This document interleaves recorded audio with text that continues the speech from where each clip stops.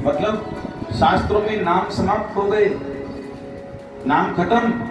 अब टूटी फूटी सिट्टी बिट्टी आ गई, अब इसके आगे क्या लाओगे? इसके आगे क्या है? हमको तो लगता नहीं इसके आगे नाम।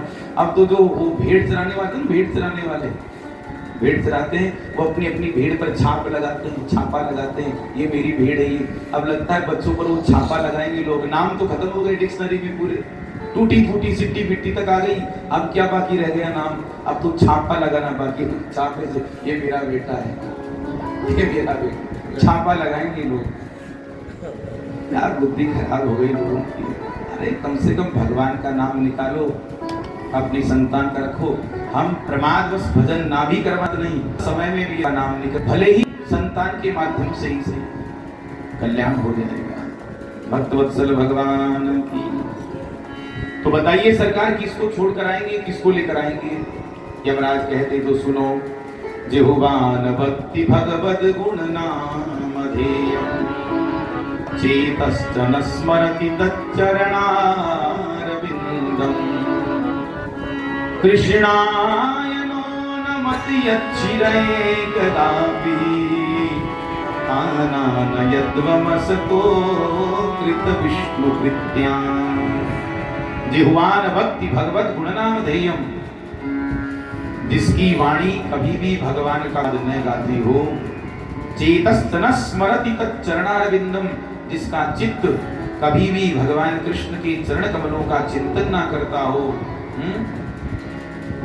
कृष्णाय नो नमति यच्छिर एकदापि, जिसका सिर, जिसका मस्तक एक बार भी कृष्ण कन्हैया के चरणों में ना झुका हो।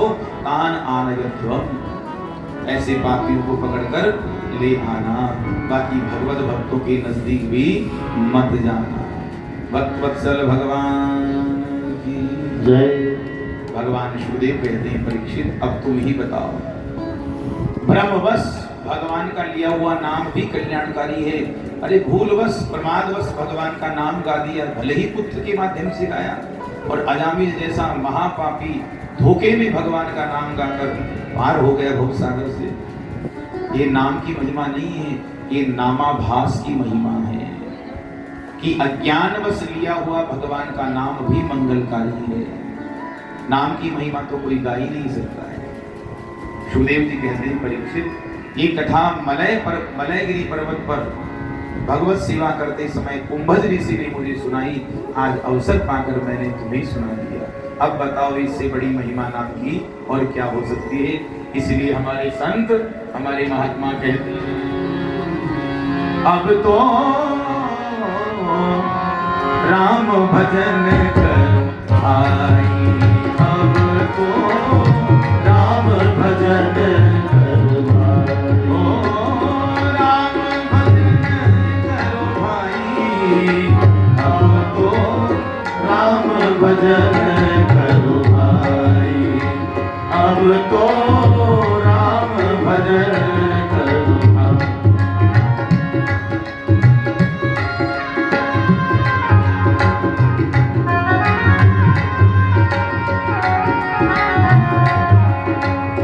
बिनु हरि भजन भला नहीं तेरा, सत्य ही राम दुहाई।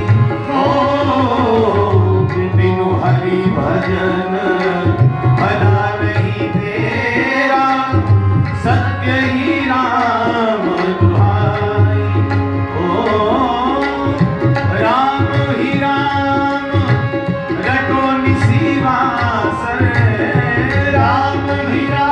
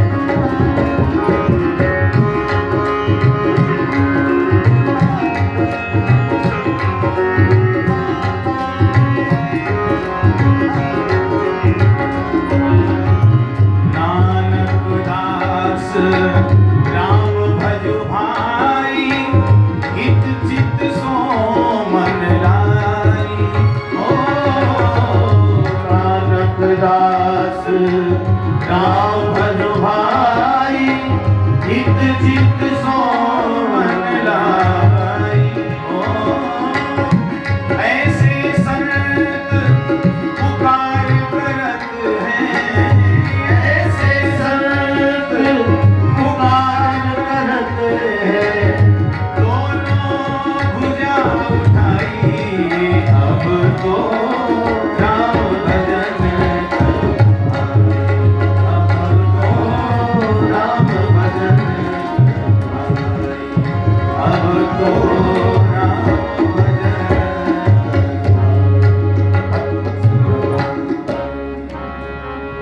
राजा ऋषि परीक्षित निवेदन करते हैं, गुरुदेव आपने पूर्व चरित्र में प्राचीन बलि का चरित्र सुनाया, प्रचेता गणों का चरित्र सुनाया, उनके आगे क्या हुआ ये तो बताइए।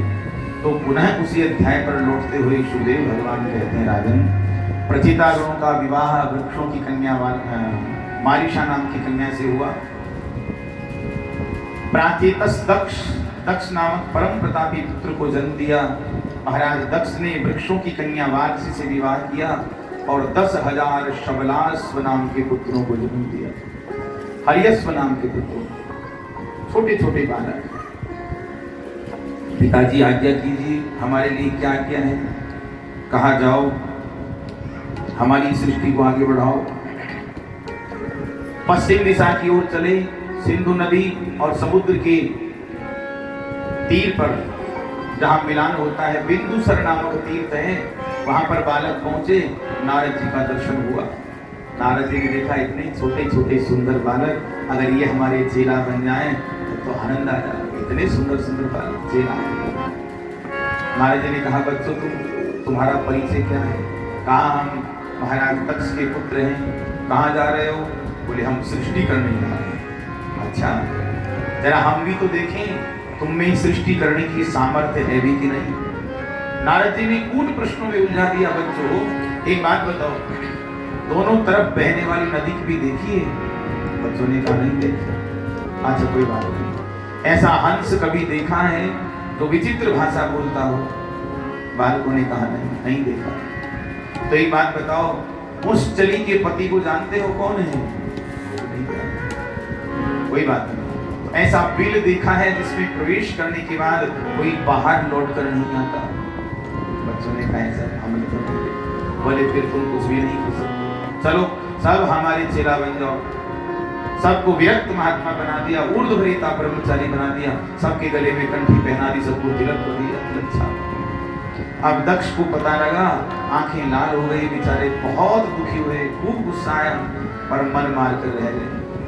अब की बार 1000 शबलास्व नाम के पुत्रों को जन्म दिया, उनको भी सृष्टि प्रजा उत्पत्ति के लिए भेजा। वही बिंदुसर तीर्थ पे नारद जी महाराज मिले, उनको भी उन्हीं कूट प्रश्नों में उलझा दिया, उनको भी बाबा बैरागी बना दिया। अब बालकों ने कहा, गुरु जी हम आपके चेला तो बन गए हैं, पर जरा इसका रहस्य तो हमें बताइए, ये सब है क्या? आपने पूछा जो। नारद जी ने कहा, तो देखो बच्चों, दोनों तरफ बहने वाली नदी है माया, जो सृजन भी करती है और संहार भी करती है। विचित्र भाषा बोलने वाला हंस है शास्त्र, शास्त्र में लिखा कुछ और है, उसका अर्थ कुछ और ही होता है। पुस्तली कहते हैं माया को, और माया के पति हैं माधव भगवान श्री हरि। वह बिल जिसमें प्रवेश करने के बाद कोई लौटकर बाहर नहीं आता, वह है मोक्ष पद। यद गत्वा न निवर्तन्ते तत्धाम परमं मम। एक बार जो निर्वाण पद को प्राप्त कर ले, मोक्ष प्राप्त कर ले, उसका फिर जन्म मृत्यु होती ही नहीं, समाप्त हो जाता है। दक्ष को पता चला, आंखें लाल हो गई, छोड़ूंगा नहीं नारद को। खूब गुस्सा हुए, और जैसे गुस्सा हुए सामने से नारद जी आ गए। नारद जी ने आग में घी का काम कर दिया। नारद जी को देखा, आंखें लाल हो गई, भ्रुकुटी बन गई, अंगारे बजने लगे। खूब गालियां दी दक्ष ने। अहो असाधो साधूनां साधु लिंगेन नस्त्वया असाध्वकार्यर्भकाणां भिक्षो मार्ग प्रदर्शितः। असाध्वकार्यर्भकाणां भिक्षो मार्ग। हे पाखंडी नारद, मूर्ख, खूब भला बुरा कहा। मेरे अबोध बच्चे छोटे छोटे, अभी संसार का दर्शन नहीं किया है, और तूने उन्हें ब्रह्मचारी बना दिया, उनको महात्मा बना दिया। श्राप देता हूं तुझे पाखंडी नारद, तस्मान लोकेश ते मूढ़ा न भवेत भ्रमत पदम। तू 2 घड़ी से ज्यादा कहीं नहीं टिक पाएगा, घूमता ही रहेगा, भागता ही रहेगा। नारद जी प्रसन्न हो गए, साधु को एक जगह रुकना भी नहीं चाहिए। अब हम तो घूम घूम कर भजन करेंगे खूब। बेचारे बहुत दुखी हुए दक्ष, ब्रह्मा जी के पास गए, पिताजी अब क्या करो? बोले करोगे क्या? जितनी संतान पैदा करोगे बेटा नारद सबको ठिकाने लगाता जाएगा। तो एक काम करो, अब की बार कन्याओं की सृष्टि करो, स्त्री की प्रजा सृष्टि करो, क्योंकि विरक्त महात्मा कभी भी स्त्री में अकारण जाते नहीं है, बच जाओगे। तो अब की बार 60 कन्याओं की सृष्टि दक्ष ने की, प्राचीन दक्ष ने।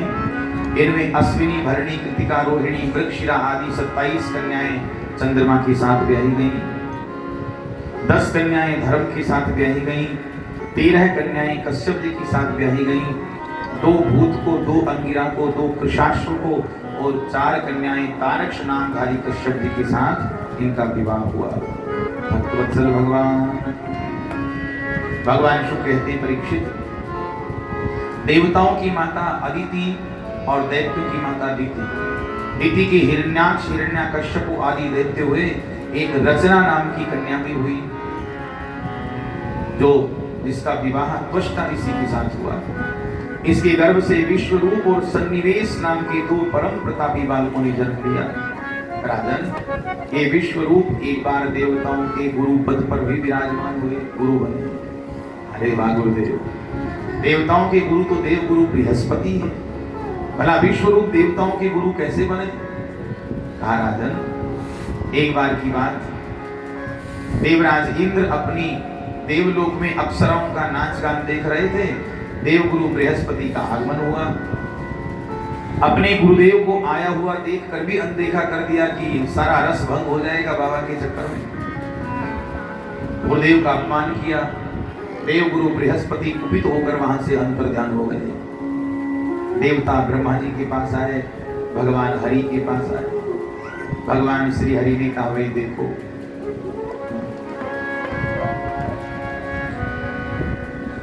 भक्तवत्सल भगवान की एक काम करो, जब तक तुम्हारे गुरुदेव प्रसन्न होकर लौटे नहीं, तब तक तुम त्वष्टा ऋषि के पुत्र विश्वरूप को अपना गुरु बना लो। देवताओं ने बहुत अनुनय विनय किया। विश्वरूप ने एक बार तो बिल्कुल स्पष्ट मना कर दिया, बोले हम वो गुरु नहीं बनना है, हमको पुरोहित कर्म नहीं करना है, क्योंकि पुरोहित कर्म करने से ब्रह्म तेज समाप्त हो जाता है, क्षीण हो जाता है, इसलिए हमको ब्रह्म पुरोहित कर्म करना ही नहीं। जैसे तैसे देवताओं ने राजी किया, गुरु बना लिया। गुरु के पद पर विराजमान हुए। देवताओं को पुष्ट सबसे पहले इंद्र को नारायण कवच का उपदेश दिया। ये नारायण कवच ऐसा अद्भुत कवच है सज्जनों, जिसका पाठ करने मात्र से, रोज पाठ करने से किसी भी प्रकार का टोना टोटका, यंत्र मंत्र तंत्र का प्रभाव चलता नहीं है। नारायण कवच देवताओं को पुष्ट करने के लिए यज्ञ करवाया। जैसे हमारा अन्नमय प्राणः, अन्नमय हमारा शरीर है, अन्न से हमारा प्राण सुरक्षित है, उसी प्रकार देवताओं का भोजन क्या है? हविर द्रव्य। हम जो अग्नि में आहुति देते हैं साकल्य की, स्वाहा स्वाहा करके, उससे देवताओं को बल मिलता है, पुष्टि मिलती है, वो देवताओं का भोजन है। हवन हमको करना चाहिए, नित्य हवन करना चाहिए। नित्य नहीं कर सकते हो तो साप्ताहिक हवन करो, साप्ताहिक हवन नहीं कर सकते हो तो पाक्षिक हवन करो, 15 दिन में एक बार। पाक्षिक हवन नहीं कर सकते हो तो मास में अंत में एक बार हवन जरूर करना चाहिए, क्योंकि देवताओं का कर्जा है हम पर, ऋण है। 3 प्रकार के ऋण हैं। मुख्य ऋण तो बहुत है, पर 3 प्रमुख ऋण हैं: मातृ ऋण, पितृ ऋण और देव ऋण। पितृ ऋण, ऋषि ऋण, देव ऋण। तो देवताओं का ऋण कैसे उतरेगा? हम उनको पुष्ट करें, यज्ञ करके उनको तुष्ट करें, प्रशंसा करें। 3 सिर थे विश्वरूप के, एक से अन्न भक्षण करते थे, एक से मदिरा पान करते थे, एक से सोम पान करते थे। अब यज्ञ कराने लगे, इंद्राय स्वाहा, अग्नये स्वाहा, सोमाय स्वाहा, देवताओं का नाम लेकर आहुति दे रहे हैं। पर दैत्य भी मामा लगते हैं। पिता एक है कश्यप जी, माताएं अलग अलग हैं। दैत्यों की माता अदिति, देवताओं की माता अदिति, पिता सबके एक हैं कश्यप जी, तो आपस में भाई तो हैं। तो विश्वरूप के मामा लगते हैं दैत्य, अपने मामाओं का नाम लेके धीरे धीरे चुपके से आहुति दे रहे हैं।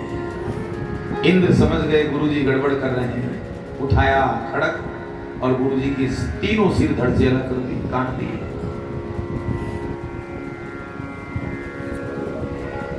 विश्वरूप का वध किया। ब्रह्म हत्या इंद्र को लगी। ब्रह्म हत्या को 4 भागों में इंद्र ने विभाजित किया बांटा। एक भाग वृक्षों को दिया, एक भाग जल को दिया, एक भाग पृथ्वी को दिया, एक भाग माताओं को दिया, स्त्रियों को दिया। भक्तवत्सल भगवान ब्रह्म हत्या के 4 भाग किए। ध्यान से सुन लो कौन कौन सी जगह ब्रह्म हत्या का निवास है। वृक्षों में जो गोंद आता है वह गोंद ब्रह्म हत्या का स्वरूप है। हमारे अयोध्या जी में तो गोंद का भोग लगता ही नहीं, ठाकुर जी को लड्डू भोग नहीं लगता है, गोंद डाल दिया। ये गोंद ब्रह्म हत्या का स्वरूप है। दूसरा भाग दिया धरती को, जो ऊसर भूमि है, अनुपजाऊ भूमि, वो ब्रह्म हत्या का स्वरूप है। तीसरा हिस्सा दिया जल को, जल में जो फेन आता है, झाग आता है, वो ब्रह्म हत्या का स्वरूप है। चौथा भाग दिया स्त्रियों को, माताओं को, जो रजो दर्शन होता है वह रज ब्रह्म हत्या का स्वरूप है। देवराज इंद्र तो मुक्त हो गए, पर जब त्वष्टा ऋषि को पता चला, ये देवता बड़े चालू हैं, मेरे पुत्र को अपना गुरु बनाया और काम निकलने के बाद मेरे पुत्र को मौत के घाट उतार दिया। संकल्प किया, इंद्र शत्रु हो विवर्धस्वम माचिरम जीवित विशाल, इंद्र को जीवित नहीं छोड़ूंगा। इंद्र घाती पुत्र उत्पन्न करने के लिए त्वष्टा मुनि ने यज्ञ किया। और देखो मंत्र में यदि त्रुटि हो जाए तो परिणाम में भी भिन्नता आती है। इसीलिए हम कर्मकांडी ब्राह्मणों को हमेशा निवेदन किया करते हैं कि मंत्र का अच्छी तरह से ज्ञान और अभ्यास होना चाहिए। आजकल अनुष्ठान आदि सफल क्यों नहीं होते? अनुष्ठान का फल क्यों नहीं मिलता है? मंत्र में इतनी ताकत है कि काल के गाल में गए हुए मनुष्य को भी बाहर निकाल लाता है। इतनी ताकत मंत्र में है, पर फल क्यों नहीं दे रहे हैं मंत्र? क्योंकि मंत्र का सम्यक प्रकार से ज्ञान नहीं है। मंत्र का ऋषि, मंत्र का छंद, मंत्र की जाति, मंत्र का वर्ण, मंत्र का स्वर, मंत्र का अर्थ, ये सब कुछ ज्ञान होना चाहिए। अगर ऐसा नहीं हुआ तो मंत्रो ही न स्वर तो वर्ण तो वा मिथ्या प्रयुक्तो न तमर्थमाः सवाग वज्रम यजमानम ही नस्ति यथेन्द्र शत्रु स्वर तो पराधा। जिस ब्राह्मण को मंत्र का अच्छी तरह से ज्ञान नहीं है वह सवाक वज्रो यजमानम ही नस्ति, वह अपने वाणी रूपी वज्र का प्रहार अपने यजमान पर करता है। यथेन्द्र शत्रु हो स्वर्गो पराघात। इसलिए मंत्र का ज्ञान आवश्यक है। शब्द ब्रह्म होता है, ध्यान रखना, अक्षर ब्रह्म होता है। शब्द ज्ञाने धर्म, अशब्द ज्ञाने अधर्म। अक्षर ब्रह्म होता है। अक्षर का ज्ञान ब्रह्म का ज्ञान है। हमारे पाणिनि महर्षि वर्ण का न्यास कैसे करें, वर्ण का उच्चारण कैसे करें, कितना सुंदर बताते हैं कि यथा व्याघ्री हरेत पुत्रान् दंष्ट्राभिर्न च पीडयेत् भीता पतन भेदाभ्यां तद्वद वर्णान् प्रयोजयेत्। व्याघ्री होती है सिंगिनी, अपने छोटे छोटे बच्चों को एक स्थान से दूसरे स्थान ले जाती। कैसे? जबड़ों में जकड़ लेती है, दांतों में दबा लेती है। पीता पतन भेदाभ्याम, इतनी सावधान रहती है कि ये बच्चा गिरना भी नहीं चाहिए और मेरे दांत इसको चुभने भी नहीं चाहिए। और बड़ी सावधानी से हर एक पुत्रान एक स्थान से दूसरे स्थान पर अपने बच्चों को लेकर जाती है सुरक्षित। ऐसे ही तद्वद वर्णान प्रयोग है, ऐसे ही वर्णों का न्यास करना चाहिए, तब जाकर मंत्र प्रभावित होता है। भक्तवत्सल भगवान मंत्र में त्रुटि हुई, बड़ा भयानक वृत्रासुर नाम का असुर उत्पन्न हुआ। भक्तवत्सल भगवान इंद्रवध की आज्ञा लेकर चल पड़ा इंद्र को मारने के लिए। उसकी पांव की धमक से धरती हिलती थी, बड़ा भयानक स्वरूप पर्वताकार थे। देवता बेचारे घबरा कर गए भगवान श्री हरि की शरण में। भगवान श्री हरि ने कहा, देखो भाई, इस वृत्रासुर के उद्धार का एक ही मार्ग है, एक ही उपाय है। महर्षि दधीचि की अस्थियों से वज्र का निर्माण हो और उसी दिव्य वज्र के द्वारा इस वृत्रासुर का उद्धार अपेक्षित है, संभव है, और कोई मार्ग नहीं है। देवता लोग दधीचि मुनि के आश्रम में गए। नैमिषारण्य में बहुत सुंदर आश्रम है, आप कभी दर्शन कीजिए, जहां ऋषि ने अपनी अस्थियों का दान किया। दधीचि कुंड नाम से प्रसिद्ध है। देवता लोग दधीचि मुनि की अस्थियों का दान लेकर आए। देव शिल्पी विश्वकर्मा जी ने वज्र का निर्माण किया और उसी वज्र के द्वारा देवराज इंद्र ने वृत्रासुर का उद्धार किया। युद्ध भूमि में वृत्रासुर ने 4 श्लोकों के द्वारा भगवान की मंगलमय स्तुति गाई और धर्म अर्थ काम मोक्ष चारों पुरुषार्थ भगवान से प्राप्त किए।